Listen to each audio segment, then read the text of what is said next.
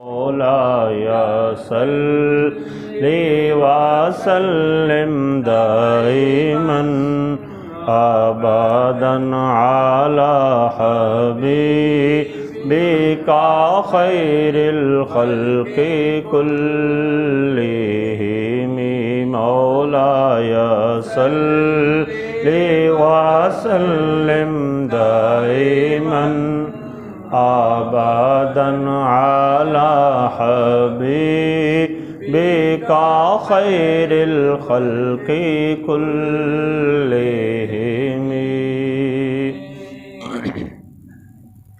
بسم اللہ الرحمن الرحیم.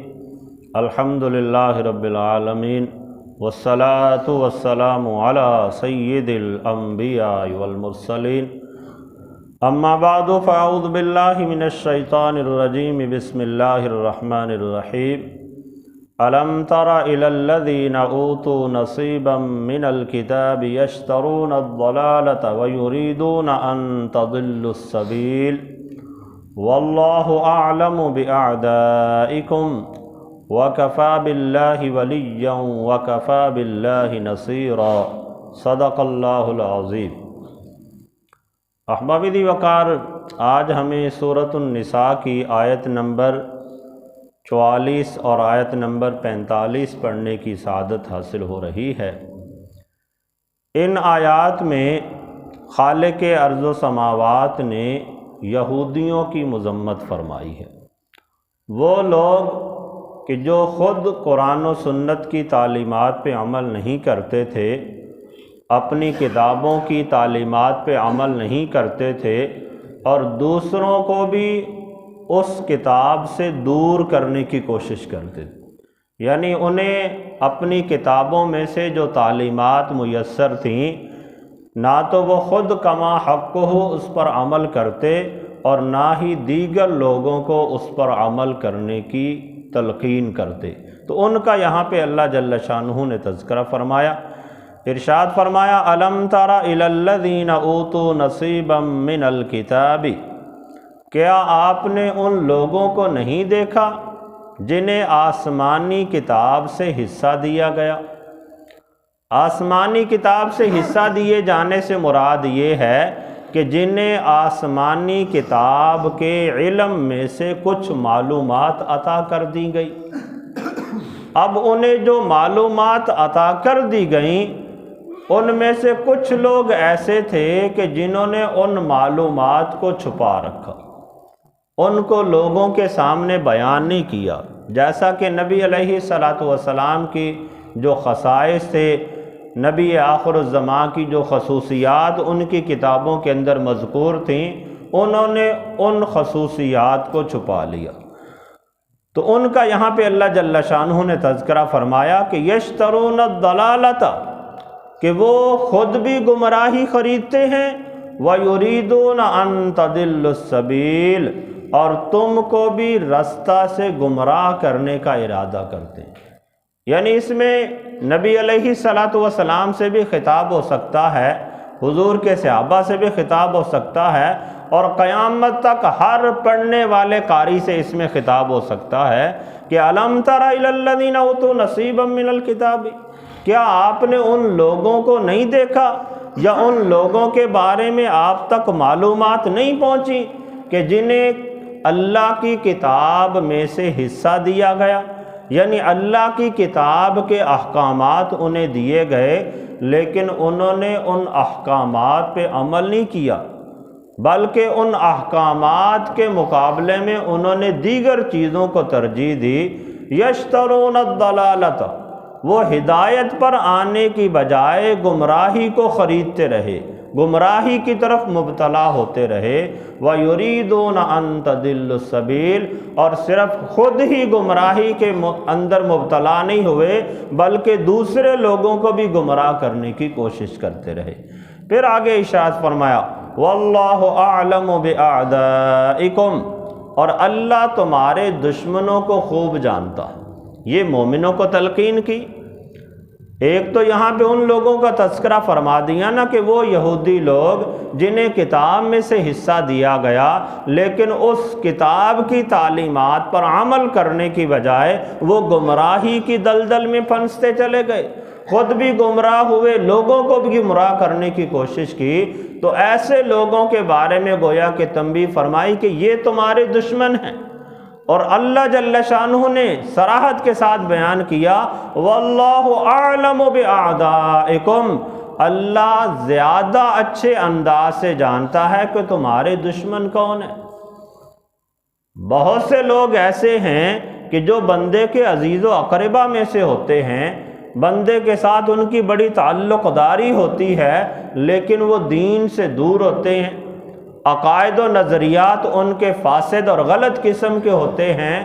تو ایسا بندہ جو دین سے دور ہے، اس کے عقائد غلط ہیں، وہ ہمارا جتنا بھی قریبی رشتہ دار ہو وہ ہمارا دشمن ہے۔ لیکن وہ بندہ جس کے عقائد و نظریات اچھے ہیں، قرآن و سنت کی تعلیمات کو سمجھتا ہے، خود عمل کرتا ہے، دوسروں کو بھی تلقین کرتا ہے، وہ اگرچہ ہمارا رشتہ دار نہ ہو، ہماری اس کے ساتھ کوئی تعلق داری نہ ہو، ہمارا وہ محلے دار یا ہم وطن نہ ہو، وہ کسی دوسرے علاقے کا رہنے والا ہو، وہ ہمارا دوست ہونا چاہیے۔ تو اللہ جل شانہ نے اسے ہی بیان فرمایا واللہ اعلم باعدائکم، اللہ زیادہ بہتر جانتا ہے کہ تمہارے دشمن کون ہیں۔ وَكَفَى بِاللَّهِ وَلِيًّا وَكَفَى بِاللَّهِ نَصِيرًا، اور اللہ تمہارا کافی کارساز ہے اور اللہ ہی تمہارے لیے کافی مددگار ہے۔ تو احباب ذی وقار، ان آیات کے ضمن میں علامہ مفتی احمد یار خان نعیمی علیہ رحمہ نے تفسیر نعیمی کے اندر کچھ فوائد ان آیات کے ضمن میں بیان کیے، ان میں سے 2-3 میں یہاں پہ عرض کیے دیتا ہوں۔ ایک فائدہ تو یہ بیان کیا کہ ان آیات سے ہمیں یہ سبق ملتا ہے کہ جو گمراہ قسم کے انسان ہیں ہمیں ان سے دور رہنا چاہیے، اپنے آپ کو ان سے بچا کے رکھنا چاہیے۔ اس کی وجہ یہ بیان کی کہ جو گمراہ انسان ہے، بد عقیدہ انسان ہے، بے دین انسان ہے، وہ فرمایا شیطان سے بھی زیادہ برا اور شیطان سے بھی زیادہ خطرناک ہے۔ اس کی وجہ یہ بیان کی کہ شیطان اگرچہ انسان کا دشمن ہے، لیکن جس جگہ پہ تعوذ پڑھا جائے شیطان وہاں سے دور بھاگتا ہے، جہاں اذان دے دی جائے شیطان وہاں سے دور بھاگ جاتا ہے، جہاں لا حول ولا قوت الا باللہ پڑھ لیا جائے شیطان وہاں سے دور بھاگتا ہے۔ رمضان کے مہینے کے اندر شیاطین کو قید کر دیا جاتا ہے، لیکن یہ جو گمراہ لوگ ہوتے ہیں، بے دین لوگ ہوتے ہیں، یہ بندے سے جدا نہیں ہوتے۔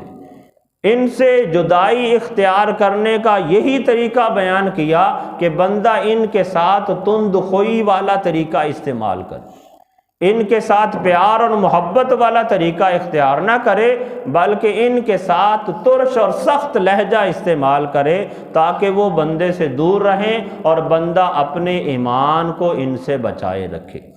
پھر آگے دوسرے نمبر پر یہ فائدہ بیان کیا کہ عام طور پر جو دشمن ہوتے ہیں یہ 3 طرح کے ہوتے ہیں۔ ایک بندے کی جان کا دشمن ہوتا ہے، ایک بندے کے ایمان کا دشمن ہوتا ہے، اور ایک بندے کے مال کا دشمن ہوتا ہے۔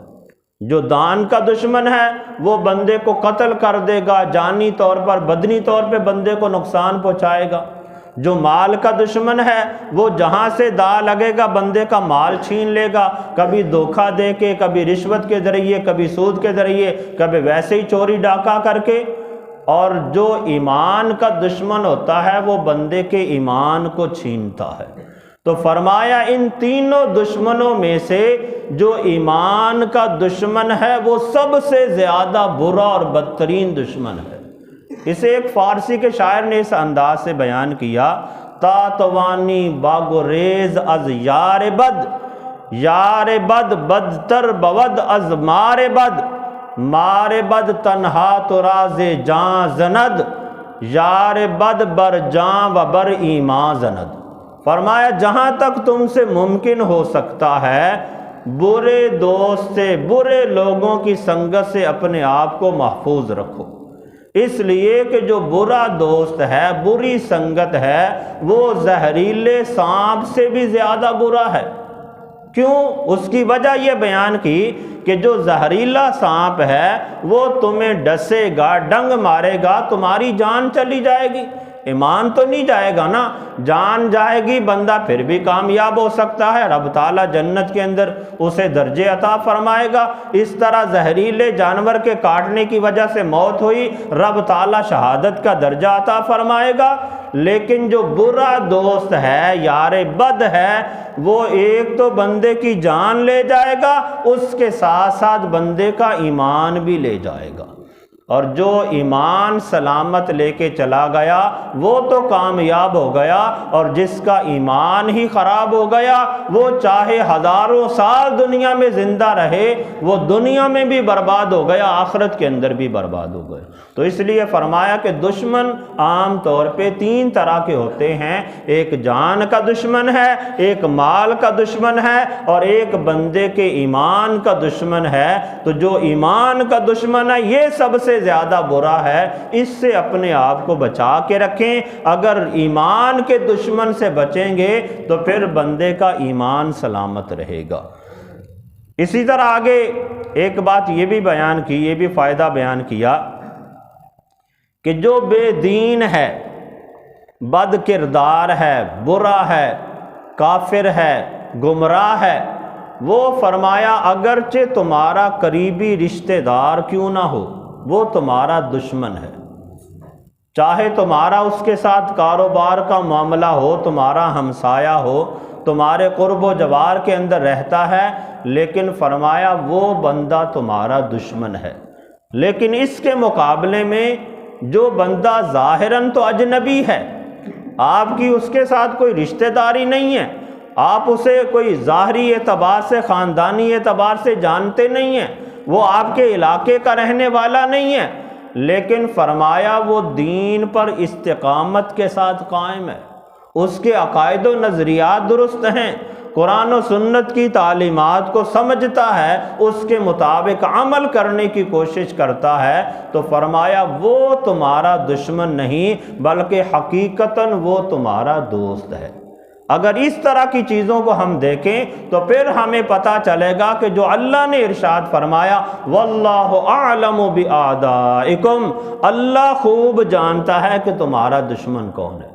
تو ہم تو اپنے تئیں جو اجنبی ہے، دوسرے ملک کا رہنے والا ہے، ہم اسے اپنا دشمن سمجھتے ہیں، اور جو ہمارا رشتہ دار ہے، ہمارا دوست ہے، جس کے ساتھ ہماری تعلق داری ہے، وہ چاہے جتنا بھی برا ہو ہم اسے اپنا دوست بنا کے بیٹھ جاتے ہیں، تو وہ دنیا میں تو دوستی نبھا جائے گا بعض اوقات، لیکن آخرت کے اعتبار سے وہ بندے کا نقصان کر جائے گا۔ اس لیے تنبیہ فرمائی کہ جو نیکوکار ہیں، ایماندار ہیں، ان کے ساتھ دوستی لگائیں، جو بے دین ہے، گمراہ ہیں، وہ کبھی بھی بندے کے دوست نہیں ہو سکتے۔ بالخصوص بے دینوں کے حوالے سے اللہ نے صراحت کے ساتھ قرآن کریم میں یہ ارشاد فرما دیا، یا ایھا الذین آمنوا لا تتخذوا الیہود والنصارى اولیاء، اے ایمان والو تم یہود و نصارہ کو اپنے دوست نہ بناؤ، وہ کبھی بھی مسلمانوں کے دوست نہیں ہو سکتے۔